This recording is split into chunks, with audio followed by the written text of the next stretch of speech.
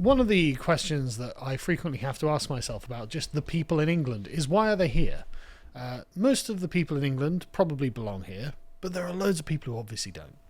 And you say, okay, but what was the reason for bringing them here? Why did they come?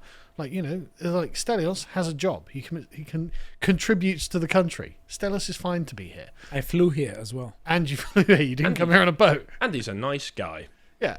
Thank you. And he's a well-wisher of Britain. There are lots of people here who aren't that way. And you just got to ask yourself, so why are they here? Why have they been brought here against our wishes? But before we go on, we have brought back the Trump merch in the merch store because people were asking for it. And because, of course, Trump's inauguration is on Monday, that we're going to be live streaming, so come and join us for that. And go and get some Trump merch in the meantime. So let's begin with Reform's position on immigration, which apparently for the Welsh Reform spokesman has been very positive. Well, Wales has had really very limited levels of immigration, and the immigration we have had arguably has been very positive for our economy. So immigration is much less of a factor in politics in Wales than it is, say, in England. Well, that's a very... Yeah, notice how he has to phrase this. Well, we've had a lot less immigration in Wales, as in there are far fewer immigrants in Wales, and therefore we can, the ones we have are better and higher quality than the ones that England has taken in their millions for some reason. Because, of course, not all immigrants are the same. We use the category of immigrant, but actually what we're describing is a multiplicity of different peoples from all over the world, of all different skill levels. And we have been completely undiscerning in the kind of people that we have brought to this country. There are definite individuals who have not been beneficial towards Wales. As you can see pictured here, the average Welshman. Just a quick thing on this. The Attorney General has issued a warning to media, so that's us and everyone else, about covering the Axel Rudakabana case.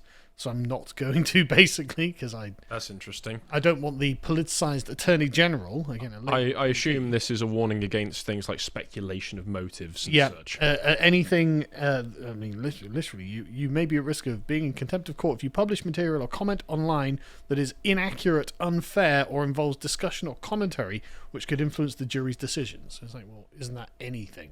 Aren't the jury not going to be sequestered away? No, that's American. Oh, do we not do that over here? We sequestered the entire country. Ah, okay, that makes far more sense. It's so much more sensible not to sequester the jury. It's one of those things the Americans actually do way better than we do. But anyway, the point being, I can't talk about the average Welshman here, so let's move on to England.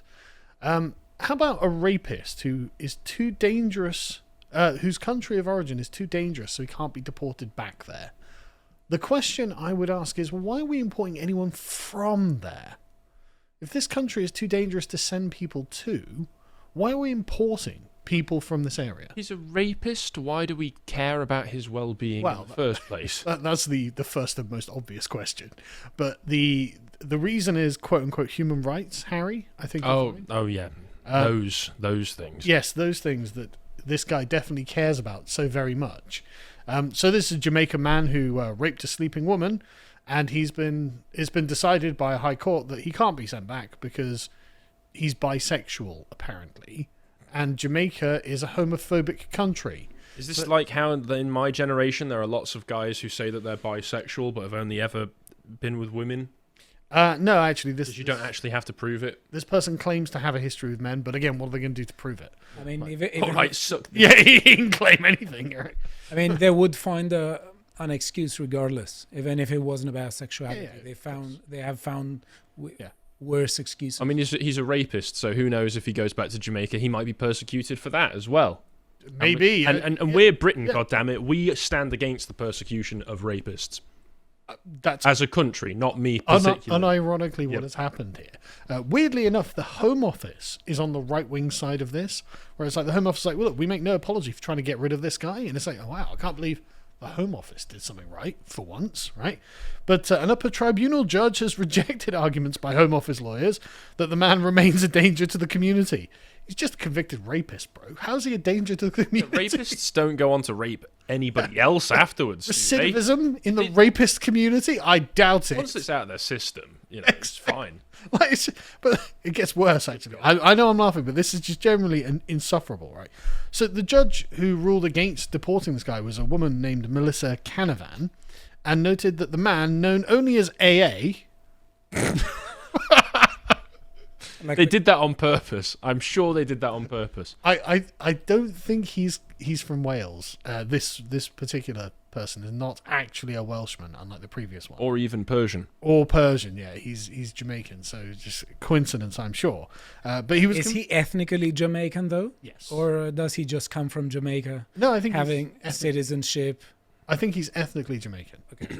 But he in 2018 he was convicted of raping a woman who was asleep and drunk at a party, and he said at the time that he claimed he did not know that having sex with someone who was sleeping was rape, or she was passed out from alcohol, and he just didn't know. It was a mistake anyway. Yeah, the lawyer told him to say this. Yeah, well, obviously, yeah. But the preposterousness of the defense is just like, come on. No one believes this, right? And he had apparently, quote, learnt from attending a victim awareness course and now has a greater understanding of issues surrounding consent and vulnerability. Oh, so we did teach someone not to rape, apparently. We apparently did. He's promised that he won't do it again. I'm not even joking.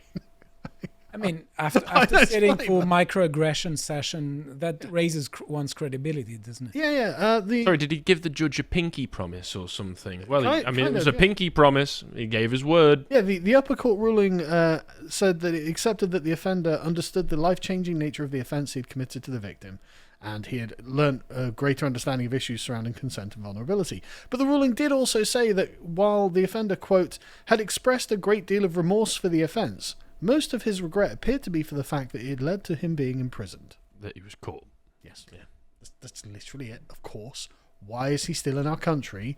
Well, the answer is because he had been involved in an LGBTQ plus I plus relationship in Jamaica with a man, and anti-gay attitudes in Jamaica made it, quote, reasonably likely that the offender, quote, would face similar treatment to the behaviour he had suffered in the past where he returned.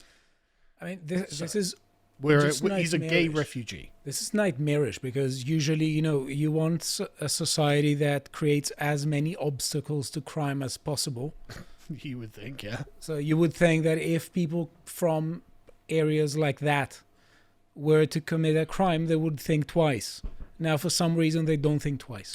I mean, personally, I'm for flogging and deporting, but, at the end of the day, he did say that he understood that this was bad for the victim and he's sorry because he doesn't want to go to jail again. Yeah. So he got the certificate from the microaggression class. Yeah, and this was good enough for Judge Melissa Canavan. So it's good enough for the rest of us, obviously, because obviously we trust our judges. And like we said, there's hardly a likelihood of recidivism, for example. There is the fact that foreign criminals are really likely to recommit a crime. Over the past 4 years, 537 foreign criminals have committed 10 or more offences, and 1,260 have committed between 6 and 9 offences. So they're already criminals, and they're still committing offences. Another 10,000 have committed between 1 and 5 offences, bringing the total number of foreign reoffenders to 11,890. In 4 years. When you deal with ideologues, it's never about individual responsibility. The left will always make it an issue of the prison system not working well. Yeah, of course. They expand it into the systemic issue with society, which is somehow the reason. And separate figures show that foreign offenders who had avoided deportation committed 10,000 offences in a single year, and that a quarter of them had reoffended after being released from jail and remaining in the UK. So I'm sure there's nothing to worry about with that Jamaican rapist. I'm sure everything's going to be fine. But things aren't exactly any better in other countries. Don't think that it's just our country. For example, in the Netherlands, there was a homeless woman, sat on a bench, and 4 unaccompanied child migrants decided to drag her off into the bushes and gang rape her and beat her mercilessly, which is awful. And again, I'm personally for just corporal punishment in these circumstances.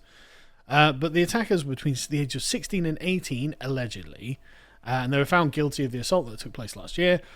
And the court ruled that the perpetrators, quote, described as unaccompanied foreign minors, needed guidance on how to function in Dutch society, which resulted in lighter sentences than the 2 years demanded by prosecutors. So the prosecutors were like, can we at least put them in jail for 2 years? And they were like, no, they don't know how to function in society. It's like, look, they, as predators, saw a woman alone on a bench, beat her, dragged her into the bushes, and raped her.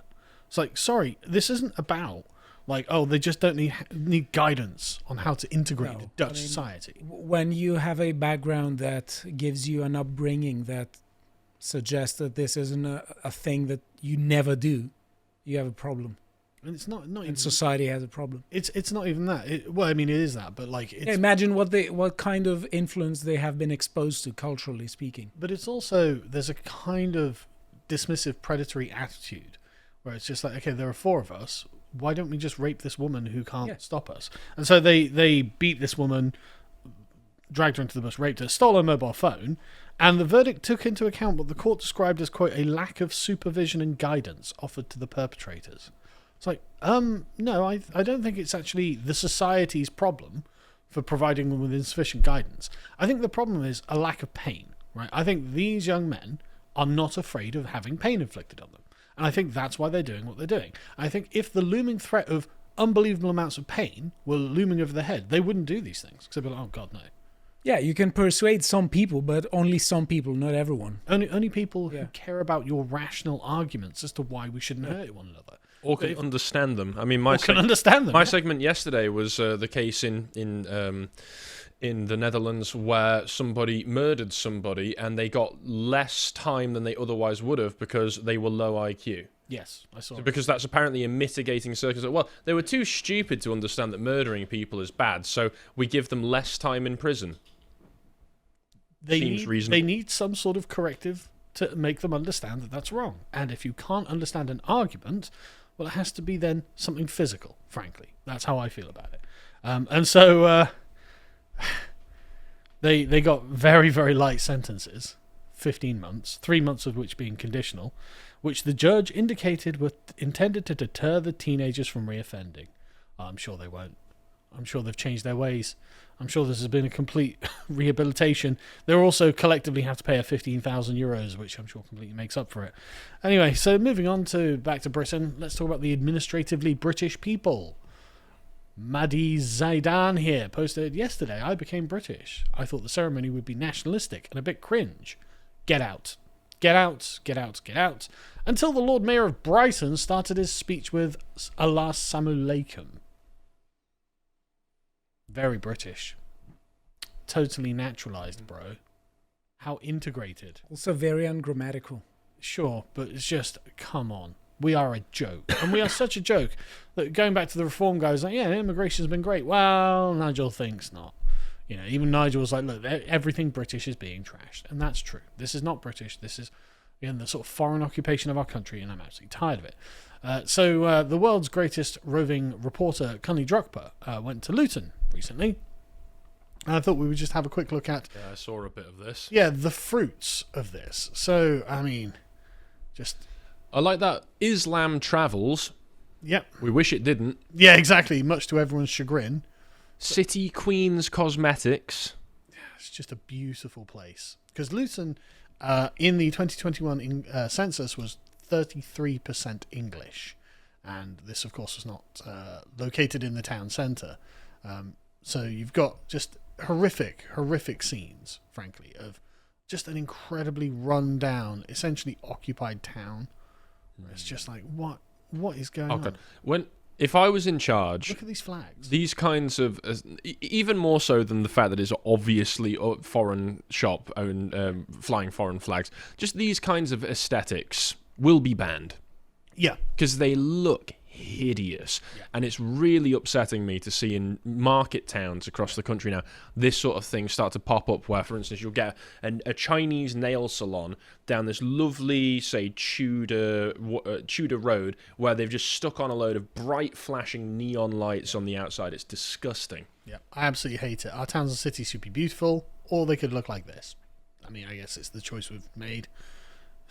Just, I love pound shops will have to go. Yeah, next to the Centre War Memorial, just, here's the English dead of Luton who fought in the wars, and surrounding them are people who were not here at that time and don't have any connection to the past of this country and don't care. Yeah, do you think these monuments will stay up if we become an absolute minority in our own country? Thank God they've got the pride barrier, the pride handrail there, though. Amazing.